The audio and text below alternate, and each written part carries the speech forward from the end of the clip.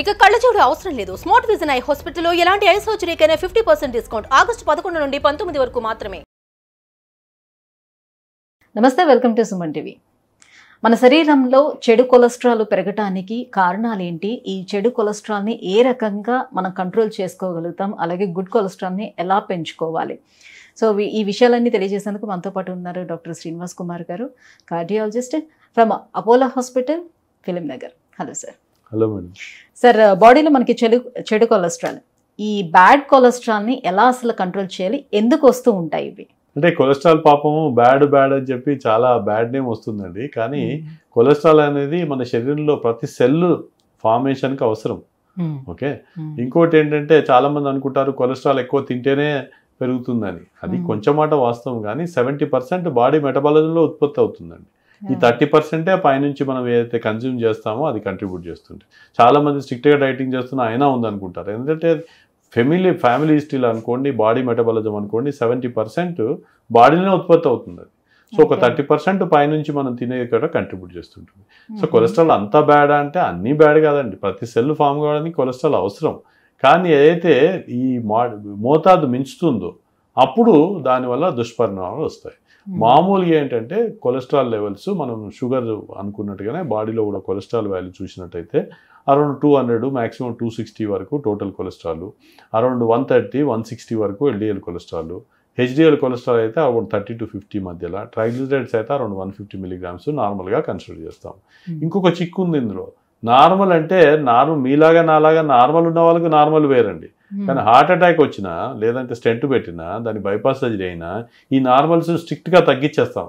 ఎందుకంటే వీళ్ళందరికీ కూడా మళ్ళీ ప్రాబ్లం రాకుండా అంటే ఇంకా తక్కువ మోతాదులో కొలెస్ట్రాల్ కంట్రోల్ కావాలి. సో వాళ్ళకి ఏమిటి నార్మల్ అని ఆలోచించినట్టయితే ఈ ఆల్రెడీ అటాక్ వచ్చిన స్టెంట్లు అయిన వాళ్ళందరికీ మామూలుగా ఇందాక చెప్పినాం 260 వరకు కూడా పర్లేదని, వీళ్ళకి సగం 130 ఉండాలి టోటల్ కొలెస్ట్రాల్. అలా కాకుండా ఎల్డిఎల్ కొలెస్ట్రాల్ మామూలుగా 160 ఉండే బదులు వీళ్ళందరికీ 70 కంటే తక్కువ ఉండాలని, ఇంకా మళ్ళీ అటాక్ వచ్చిన వాళ్ళకి ప్రాబ్లం అవుతున్న వాళ్ళకి 55 కంటే తక్కువ ఉండాలని మనకి రికమెండేషన్స్ ఉన్నాయి. సో వాళ్ళకి నార్మల్స్ చాలా తక్కువగా ఉంటాయి. హెచ్డిఎల్ కొలెస్ట్రాల్ అనేది అది మంచి కొలెస్ట్రాల్, అది దాని 50 mg కంటే ఎక్కువగా ఉంటే మంచిదని మనకు అధ్యయనంలో వచ్చింది. సో మీరు చూసినట్టయితే టోటల్ కొలెస్ట్రాల్, ఎల్డిఎల్ కొలెస్ట్రాల్ అది బ్యాడ్ కొలెస్ట్రాల్, దాని తర్వాత హెచ్డిఎల్ కొలెస్ట్రాల్ అంటే మంచి కొలెస్ట్రాల్. మంచి కొలెస్ట్రాల్ ఎట్లా అయింది అది అంటే మన శరీరంలోంచి బ్లడ్లోంచి ఆ కొలెస్ట్రాల్ పరిణామాలను ఎల్డిఎల్ పార్టికల్స్ని కొలెస్ట్రాల్స్ని అది లివర్ తీసుకెళ్ళి దాని మెటబాలిజంకి హెల్ప్ చేసేది కనుక అది హెచ్డిఎల్ కొలెస్ట్రాల్ మంచిదైంది.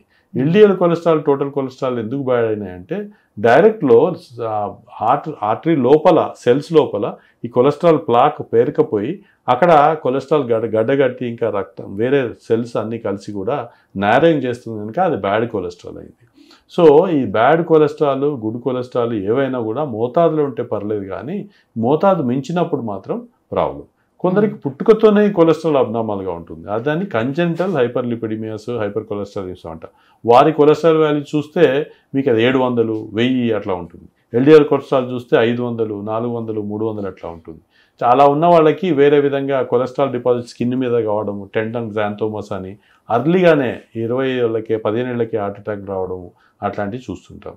అలా కాకుండా ఈ ఫెమిలియల్ ప్యాటర్న్ కాకుండా ఉన్న వాళ్ళకి కామన్గా ఎసెన్షియల్ వేరే కారణం లేకుండానే బాడీ మెటబాలిజంలో ఎక్కువ ఉన్న వాళ్ళకి ఎక్కువగా కామన్గా చూస్తుంటాము. వాళ్ళందరికీ కూడా ఇందాక చెప్పినట్టుగా వీళ్ళను తక్కువలో కొలెస్ట్రాల్ ఉంటే మంచిది, కానీ ఆల్రెడీ జబ్బు వచ్చిన వాళ్ళకి మాత్రం ఇంకా తగ్గించుకోవాలి. ఇంకా మీరు చూసినట్టయితే మన కొలెస్ట్రాల్ ఎలా తగ్గాలి అంటే నేను చెప్పినట్టుగా డైట్ నియమాలు పాటించి వాకింగ్ అది ఎక్సర్సైజ్ చేసుకుంటే కొలెస్ట్రాల్ కొంచెం కంట్రోల్లో ఉంటుంది. ఈ అన్నిటికి కూడా ఎంత లెవెల్లో ఉందని బట్టి డిసైడ్ చేస్తాం. రోగికి ఆల్రెడీ 300 కొలెస్ట్రాల్ ఉంటే కేవలం డైట్ నియమాలు పాటిస్తేనే అది రెగ్యులర్లోకి రాదండి. అట్లాంటి వాళ్ళకు కన్సర్న్డ్ కార్డియాలజిస్ట్ చూసి ఏ విధమైన ట్యాబ్లెట్ మంచిదనేది మనం నిర్ధారిస్తాము. ఈ కొలెస్ట్రాల్ కంట్రోల్కి ఇంతకుముందు అయితే స్టాటిన్ మాత్రలు, అటోరోస్టాటిన్ అని, రోజోవాస్టాటిన్ అనే మాత్రలే ఉంటుండే. కానీ దానికి చూస్తే ఏంటంటే చాలా మందికి కొలెస్ట్రాల్ ఇంకా టోటల్ కంట్రోల్కి రాకపోతుండే. దాని అందరికి కూడా మనం ముందుగా ట్రై చేస్తుంటే అది కాకుండా ఎస్డిమైబ్ అని ఇంకో మాత్ర కూడా ఉండే. ఇవన్నీ ట్రై చేసినప్పుడు కూడా చాలా ఒక 30-40% మందిలోనే కొలెస్ట్రాల్ టోటల్ కంట్రోల్ లెవెల్కి వస్తుండే. ఇంకా 60-70% మందిలో ఇంకా కూడా కొలెస్ట్రాల్ ఎక్కువగా ఉంటుండే. కనుక కొలెస్ట్రాల్ వల్ల హార్ట్ అటాక్లు వచ్చే కారణాలు ఇంకా జరుగుతూ ఉంటుండే. ఈ మధ్య ఏంటంటే ఈ ఇంజెక్షన్ టైపు మెడిసిన్స్ వచ్చినాయి. అది PCSK9 ఇన్హిబిటర్స్ అని, రెపాతా అని అట్లాంటివి ఇంతకుముందు వచ్చిండే. దాంతో చిక్కేముందంటే ప్రతి 2 వారాలకు ఒకసారి చర్మం కింద ఇంజెక్షన్ తీసుకోవాల్సి ఉంటుంది. అది మాత్రం ఎఫెక్టివ్గా తగ్గిస్తుంది కొలెస్ట్రాల్. ఇంకా ఈ మధ్య ఇంకా వచ్చిన అడ్వాన్స్ ఏంటంటే ఇంక్లిసిరాన్ అనే ఇంజెక్షన్. అది mRNA మీడియేటెడ్ మెకానిజం ద్వారా కొలెస్ట్రాల్ ఫార్మేషన్ని తగ్గిస్తుంది కనుక అది ఒక్కసారి ఇస్తే 6 నెలల వరకు కూడా దాని ఎఫెక్ట్ ఉంటుంది. సో అది కేవలం ఇన్సులిన్ లాగా సబ్క్యూటేనియస్ ఇంజెక్షన్ తీసుకోవడం చాలా సింపుల్. 6 నెలలకు ఒకసారి తీసుకుంటే ఆ కొలెస్ట్రాల్ వాల్యూస్ ఇంకా సిగ్నిఫికెంట్గా తగ్గుతాయి. LDL కొలెస్ట్రాల్ 30 లోప, ఎప్పుడైతే LDL కొలెస్ట్రాల్ వాల్యూ 40 కంటే తక్కువగా జరుగుతుందో అప్పుడు లోపల పోయిన కొలెస్ట్రాల్ కూడా రిగ్రెస్ అయిపోయి ప్లాక్స్ అన్ని స్టెబిలైజ్ అయిపోయి నారింగ్స్ కూడా తగ్గుతాయి అని మనకు అధ్యయనంలో వచ్చింది. అంటే ఇవి ఎవరికి ఏ టైంలో అవసరం పడుతుంది, ఎవరు వేసుకోవాలి? అది మన పర్సన్ కొలెస్ట్రాల్ లెవెల్స్ బట్టి డాక్టర్ డిసైడ్ చేస్తారండి. ఇందాక చెప్పినట్టుగా స్టాటిన్ మాత్రలు, STMI మాత్రలు ఇచ్చినా కూడా ఇంకా కొలెస్ట్రాల్ ఎక్కువగా ఉన్నా, లేదంటే కొందరికి కొలెస్ట్రాల్కి ఇచ్చే మందులు స్టాటిన్ మాత్రలు వాళ్ళ సైడ్ ఎఫెక్ట్స్ వస్తాయి, మసిల్ పెయిన్స్ అని అట్లా ఉన్నా, లేదంటే ఇవన్నీ ట్రై చేసినప్పటికీ కూడా కొందరు రిపీటెడ్గా హార్ట్ అటాక్స్ వస్తుంటాయి, రిపీటెడ్గా మళ్ళీ స్టెంటింగ్ ధర అవసరం. అట్లాంటి వాళ్ళందరికీ కూడా ఈ అడ్వాన్స్ ట్రీట్మెంట్స్ అవసరం. కానీ చాలామంది నాకు ట్యాబ్లెట్స్ వేసుకోవడం ఇష్టం లేదు, నేను కేవలం ఈ ఇంజెక్షన్ తీసుకోవచ్చా అని చాలామంది అడుగుతున్నారు. మీరు అది ప్రైమరీగా కాస్ట్ ఎఫెక్టివ్నెస్ అని అనలైజ్ చేస్తాం. దానికి ఇంజెక్షన్ కాస్ట్ ఎంత, దానివల్ల లాభం ఎంత ఉంటుందని అనలైజ్ చేసి రికమెండ్ చేస్తాం. అలా రికమెండేషన్ ప్రకారంగా అయితే ఇది కాస్ట్ ఎఫెక్టివ్ కాదు, ఎందుకంటే ఇనీషియల్గా ఈ కాస్ట్ ఎక్కువగా ఉంటుంది కనుక, మీకు ఏమీ జబ్బు లేని వాళ్ళకి వచ్చే రిస్క్ కూడా తక్కువగా ఉంటుంది కనుక అందరికీ అడ్వైజబుల్ కాదు. కాకపోతే నేను ట్యాబ్లెట్స్ వేసుకోదలుచుకోలేదు, నా కొలెస్ట్రాల్ చాలా ఎక్కువగా ఉంది, అయినా ఇది తీసుకొని నేను ప్రివెన్షన్ తీసుకోవచ్చు అంటే దాంట్లో నష్టం లేదు. మీ డబ్బులు మీరు ఖర్చు పెట్టదలుచుకుంటే మీరు తీసుకోవచ్చు. ఇన్ఫ్యాక్ట్ మీరు కరెక్ట్గా టైంకు తీసుకొని మీరు 30 ఏళ్ల లోపే కనుక 30 ఏళ్ళకి 40 ఏళ్ళకే తీసుకున్నట్టయితే మీరు కొలెస్ట్రాల్ వల్ల వచ్చే హార్ట్ అటాక్స్ను సిగ్నిఫికెంట్గా తగ్గించుకొని 100 ఏళ్ళు కూడా మీరు హార్ట్ అటాక్ లేకుండా జీవించగలుగుతారని నేను అనటం లేదండి. మా యూజిన్ బ్రాన్వాల్డ్ అని మా ప్రొఫెసర్, అంటే వాళ్ళు కూడా 6 months ఒకసారి తీసుకోవాలా సార్? ఏదైనా అంతే అండి లైఫ్లో, మరి దాని ఎఫెక్ట్ ఉన్నంతసేపే దానికి బెనిఫిట్ ఉంటుంది. 6 months దాన్ని పనిచేసే మెకానిజం. మీరు 6 months తీసుకోకుండా సంవత్సరం తీసుకుంటే కొంచెం సేపటి వరకు ప్రొటెక్ట్ ఉంటుంది, కానీ మళ్ళీ తర్వాత 2 ఏళ్లకు ఏదో మళ్ళీ నార్మల్ లెవెల్కి వచ్చేస్తుంది, మళ్ళీ రిస్క్ ఉంటుంది.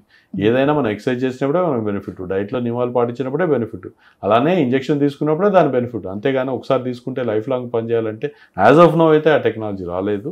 యాజ్ ఆఫ్ నౌ దీని ఎఫెక్ట్ 6 నెలలు ఉంటుంది కనుక 6 నెలలకు ఒకసారి ఇంజెక్షన్ తీసుకుంటే మా యూజిన్ బ్రాన్వాల్డ్ గారు దీన్ని కొరోనరీ ఆర్టరీ డిసీజ్ వ్యాక్సిన్ లాగా ఫ్యూచర్లో ఉపయోగపడుతుంది.